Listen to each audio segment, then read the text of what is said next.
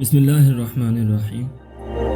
ناظرین، جب قریش نے نبی صلی اللہ علیہ وسلم کو دعوت و تبلیغ سے روکنے کی ہر ممکنہ کوشش کر لی، دھمکیاں بھی دے لیں، ویسے بھی جو کچھ کر سکتے تھے انہوں نے کر لیا اور نبی صلی اللہ علیہ وسلم نے ان کی بات نہ مانی، تو قریش نے سوچا کیوں نہ ہم نبی صلی اللہ علیہ وسلم کو چھوڑ کر جو لوگ ان پر ایمان لاتے ہیں ان پر ظلم کریں، ان کو تکالیف میں مبتلا کریں، ان کو نبی صلی اللہ علیہ وسلم کا دین اپنانے سے روکیں، تاکہ جب نبی صلی اللہ علیہ وسلم پر جو لوگ ایمان لے آئے ہیں ہم ان کو ایمان سے پھیر دیں گے تو نبی صلی اللہ علیہ وسلم پھر اکیلے رہ جائیں گے، پھر وہ خود ہی ہٹ جائیں گے، اور اگر وہ لوگ ایمان نہیں چھوڑیں گے تو جو لوگ باقی مکہ میں رہتے ہیں یا دوسرے شہروں سے مکہ میں آتے ہیں تو ان لوگوں کا عبرتناک انجام دیکھ کر وہ لوگ محمد صلی اللہ علیہ وسلم کا کلمہ نہیں پڑھیں گے۔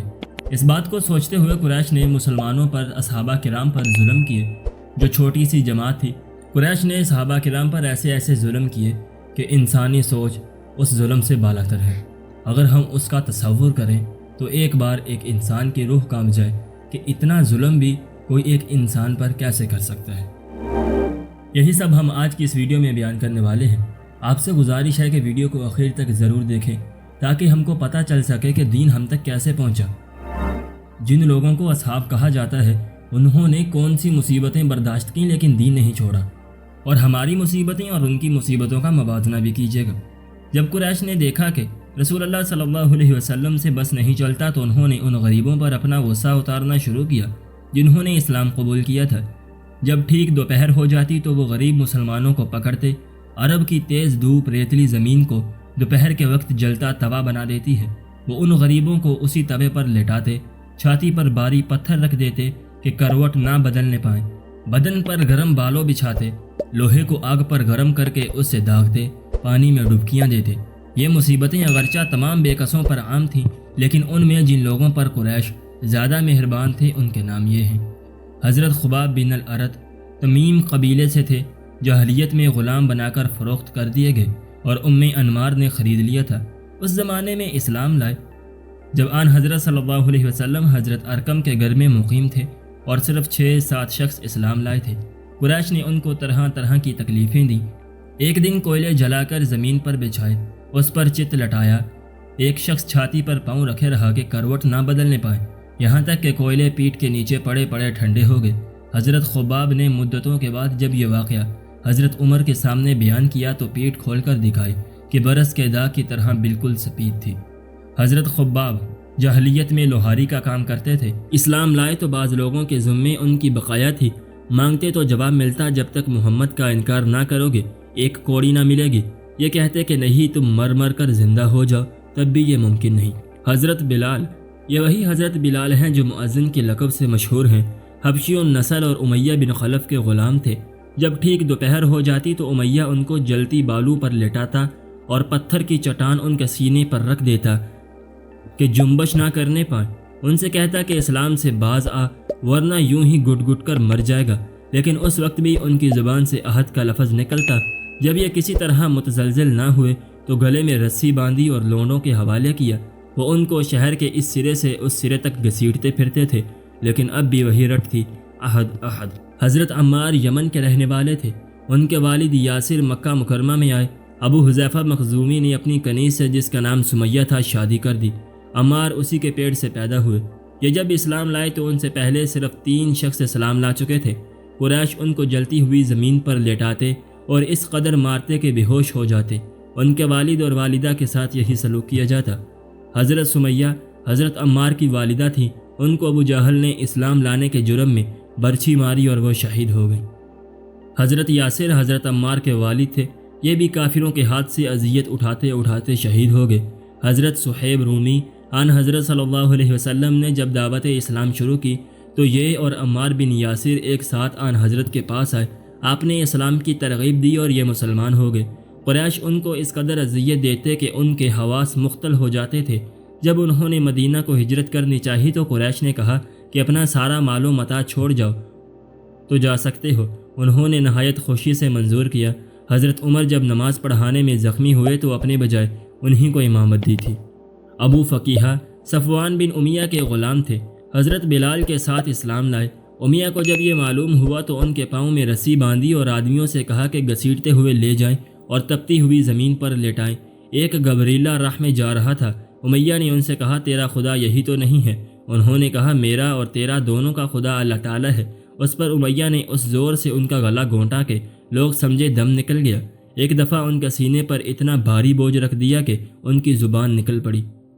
حضرت لبینہ، یہ بیچاری ایک کنیز تھیں۔ حضرت عمر اس بےکس کو مارتے مارتے تھک جاتے تو کہتے میں تجھ پر رحم کی بنا پر نہیں بلکہ اس وجہ سے چھوڑ دیا ہے کہ تھک گیا ہوں۔ وہ نہایت استقلال سے جواب دیتی کہ اگر تم اسلام نہ لاؤ گے تو خدا اس کا انتقام لے گا۔ حضرت زنیرہ حضرت عمر کے گھرانے کی کنیز تھیں اور اس وجہ سے حضرت عمر اسلام سے پہلے ان کو جی کھول کر ستاتے۔ ابو جہل نے ان کو اس قدر مارا کہ ان کی آنکھیں جاتی رہیں۔ حضرت نہدیہ اور ابیس یہ دونوں بھی کنیزیں تھیں اور اسلام لانے کے جرم میں سخت سے سخت مصیبتیں جھیلتی رہیں۔ حضرت ابوبکر صدیق کے فضائل کا یہ پہلا باب ہے کہ انہوں نے ان مظلوموں میں سے اکثر کی جان بچائی۔ حضرت بلال، عامر بن فہیرہ، لبینیہ، زنیرہ، نہدیہ، ابیس سب کو باری باری داموں پر خریدا اور آزاد کر دیا۔ یہ وہ لوگ ہیں جن کو قریش نے نہایت سخت جسمانی اذیتیں پہنچائیں۔ ان سے کم درجہ پر وہ لوگ تھے جن کو اور طرح طرح سے ستاتے تھے۔ حضرت عثمان جو کبیر السن اور صاحب جاہ و اعزاز تھے، جب اسلام لائے تو دوسروں نے نہیں بلکہ خود ان کے چچا نے رسی باندھ کر مارا۔ حضرت ابوذر جو 7ویں مسلمان ہیں، جب مسلمان ہوئے اور کعبہ میں اپنے اسلام کا اعلان کیا تو قریش نے مارتے مارتے ان کو لٹکا دیا۔ حضرت زبیر بن العوام ان کا مسلمان ہونے میں 5واں نمبر تھا۔ جب اسلام لائے تو ان کے چچا ان کو چٹائی میں لپیٹ کر ان کی ناک میں دونی دیتے تھے۔ حضرت عمر کے چچا زاد بھائی سعید بن زید جب اسلام لائے تو حضرت عمر نے ان کو رسیوں سے باندھ دیا۔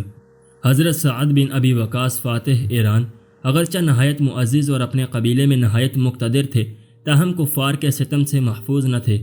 بنو اسد اسلام کے جرم پر ان کو سخت سزائیں دیتے۔ اس وقت تک حرم کعبہ میں کوئی شخص بلند آواز سے قرآن نہیں پڑھ سکتا تھا۔ حضرت عبداللہ بن مسعود جب اسلام لائے تو انہوں نے کہا میں اس فرض کو ضرور ادا کروں گا۔ لوگوں نے منع کیا لیکن وہ باز نہ آئے۔ حرم میں گئے اور مقام ابراہیم کے پاس کھڑے ہو کر سورہ رحمان پڑھنی شروع کی۔ کفار ہر طرف سے ٹوٹ پڑے اور ان کے منہ پر تمانچے مارنے شروع کیے۔ اگرچہ ان کو جہاں تک پڑھنا تھا پڑھ کر دم لیا، لیکن واپس گئے تو چہرے پر زخم کے نشان لے کے گئے۔ حضرت ابوبکر صدیق رضی اللہ تعالیٰ عنہ اگرچہ مکے کی ذی وجاہت اور آبرودار لوگوں میں تھے، لیکن اسلام لانے کے بعد قریش کی ایذاؤں اور اہانتوں سے بچ نہ سکے۔ ایک دن لوگوں نے ان کو گرا کر پاؤں سے روندا اور بہت زد و کوب کیا۔ عتبہ بن ربیعہ نے ان کو 2 ایسے جوتوں سے مارا جس میں جا بجا پیوند لگے ہوئے تھے۔ ان کے چہرے پر اتنی ضرب آئی کہ سارے چہرے پر ورم ہو گیا۔ ایذا کا پتہ نہیں چلتا تھا۔ ان کے قبیلے کے لوگ ان کو ایک کپڑے میں لپیٹ کر اٹھا کر لے گئے اور گھر پہنچا دیا۔ سب کو یقین تھا کہ ابوبکر بچنے والے نہیں ہیں۔ شام کو جب بولنے کی سکت ہوئی تو کہا رسول اللہ صلی اللہ علیہ وسلم خیریت سے ہیں۔ ان کے خاندان والوں نے ان کو بڑی ملامت کی کہ اب بھی ان کو رسول اللہ کی فکر ہے۔ جب مجمع ہٹا تو پھر انہوں نے اپنی والدہ سے پوچھا رسول اللہ کا کیا حال ہے؟ انہوں نے کہا کہ مجھے بالکل خبر نہیں۔ آپ نے کہا کہ جمیل سے پوچھ کر آؤ۔ جمیل آپ کو دیکھنے آئی۔ انہوں نے یہ حال دیکھ کر کہا کہ جن لوگوں نے آپ کے ساتھ یہ سلوک کیا ہے وہ بڑے فاسق و کافر ہیں۔ مجھے امید ہے کہ اللہ تعالیٰ ان سے انتقام لے گا۔ آپ نے کہا رسول اللہ کی خیریت کہو۔ انہوں نے کہا کہ آپ بخیریت ہیں۔ فرمایا کہاں ہیں؟ انہوں نے کہا کہ ابن ارکم کے گھر میں۔ آپ نے کہا کہ اس وقت تک مجھے کھانا پینا حرام ہے جب تک کہ میں آپ کو نہ دیکھ لوں۔ رات کو جب آمد و رفت موقوف ہوئی اور سناٹا ہو گیا تو آپ کی والدہ اور جمیل آپ کو پکڑ کر حضور صلی اللہ علیہ وسلم کی خدمت میں لائیں اور آپ زیارت و ملاقات سے مشرف ہوئے۔ جب کفار نے مسلمانوں کو بے حد ستانا شروع کیا تو نبی صلی اللہ علیہ وسلم نے صحابہ کرام رضی اللہ عنہم مجمعین کو اجازت دے دی کہ جو چاہے وہ اپنی جان و ایمان کے بچاؤ کے لیے حبش کو چلا جائے۔ اس اجازت کے بعد ایک چھوٹا سا قافلہ 11 مرد 4 عورتوں کا رات کی تاریکی میں نکلا اور بندرگاہ شعیہ سے جہاز میں سوار ہو کر حبش کو روانہ ہو گیا۔ اس مختصر قافلے کے سردار حضرت عثمان بن عفان تھے۔ سیدہ رقیہ بنت نبی صلی اللہ علیہ وسلم ان کے ساتھ تھیں۔ نبی کریم نے فرمایا ابراہیم علیہ السلام کے بعد یہ پہلا جوڑا ہے جس نے راہ خدا میں ہجرت کی ہے۔ ان کے پیچھے اور بھی مسلمان 83 مرد اور 18 عورتیں مکہ سے نکلے اور حبش کو روانہ ہوئے۔ ان میں نبی کے چچیرے بھائی جعفر طیار بھی تھے۔ قریش نے سمندر تک ان کا تعاقب کیا مگر یہ کشتیوں میں بیٹھ کر روانہ ہو چکے تھے۔ حبش کا بادشاہ عیسائی تھا۔ مکہ کے کافر بھی اس کے پاس تحفے تحائف لے کر گئے اور جا کر کہا کہ ان لوگوں کو جو ہمارے ملک سے بھاگ آئے ہیں ہمارے سپرد کیا جائے۔ مسلمان دربار میں بلائے گئے، تب نبی صلی اللہ علیہ وسلم کے چچیرے بھائی جعفر طیار نے دربار میں یہ تقریر کی: اے بادشاہ، ہم جہالت میں مبتلا تھے، بتوں کو پوجتے تھے، نجاست میں آلود تھے، مردار کھاتے تھے، بیہودہ بکا کرتے تھے، ہم میں انسانیت اور سچی مہمانداری کا نشان نہ تھا، ہمسایہ کی رعایت نہ تھی، کوئی قاعدہ و قانون نہ تھا۔ ایسی حالت میں خدا نے ہم سے ایک بزرگ کو مبعوث کیا جس کے حسب و نسب، سچائی، دیانتداری، تقوی، پاکیزگی سے ہم خوب واقف تھے۔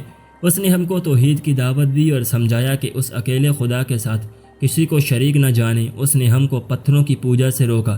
اس نے فرمایا کہ ہم سچ بولا کریں، وعدہ پورا کیا کریں، گناہوں سے دور رہیں، برائیوں سے بچیں۔ اس نے حکم دیا کہ ہم نماز پڑھا کریں، صدقہ دیا کریں اور روزے رکھا کریں۔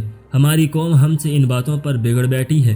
قوم نے جہاں تک ہو سکا ہم کو ستایا تاکہ ہم وحدہ لا شریک کی عبادت کرنا چھوڑ دیں اور لکڑی اور پتھر کی مورتوں کی پوجا کرنے لگ جائیں۔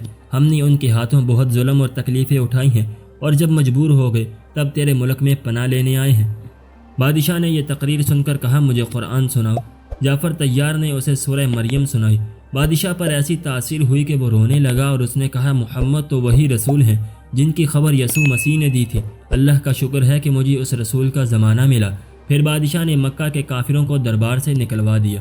دوسرے دن عمرو بن العاص نے پھر دربار میں رسائی حاصل کی اور نجاشی سے کہا: حضور، آپ کو یہ بھی معلوم ہے کہ یہ لوگ حضرت عیسیٰ کی نسبت کیا اعتقاد رکھتے ہیں؟ نجاشی نے مسلمانوں کو بلا بھیجا کہ اس سوال کا جواب دیں۔ ان لوگوں کو تردد ہوا کہ اگر حضرت عیسیٰ کے ابن اللہ ہونے کا انکار کرتے ہیں، نجاشی عیسائی ہے، ناراض ہو جائے گا۔ حضرت جعفر نے کہا: کچھ ہو، ہم کو سچ بولنا چاہیے۔ غرض یہ لوگ دربار میں حاضر ہوئے۔ نجاشی نے کہا: تم لوگ عیسیٰ بن مریم کے متعلق کیا اعتقاد رکھتے ہو؟ حضرت جعفر نے کہا: ہمارے پیغمبر نے بتایا کہ عیسیٰ خدا کا بندہ اور پیغمبر اور کلمۃ اللہ ہے۔ نجاشی نے زمین سے ایک تنکا اٹھا لیا اور کہا: باللہ، جو تم نے کہا عیسیٰ اس تنکے کے برابر بھی اس سے زیادہ نہیں ہے۔ بطریق جو دربار میں موجود تھے نہایت برہم ہوئے، نتنوں سے خرخراہٹ کی آواز آنے لگی۔ نجاشی نے ان کے غصے کی کچھ پرواہ نہ کی اور قریش کے سفیر بالکل ناکامیاب آئے۔ ناظرین، انشاءاللہ اس اگلی ویڈیو میں ہم ان لوگوں کا تذکرہ کریں گے جن لوگوں کے ایمان لانے کی وجہ سے اسلام کو عزت ملی، جن لوگوں کے ایمان لانے کی وجہ سے مسلمانوں کو طاقت ملی اور مسلمانوں کو قریش کے ظلم سے نجات ملی۔ ہم امید کرتے ہیں کہ آپ کو آج کی ہماری یہ ویڈیو پسند آئی ہوگی۔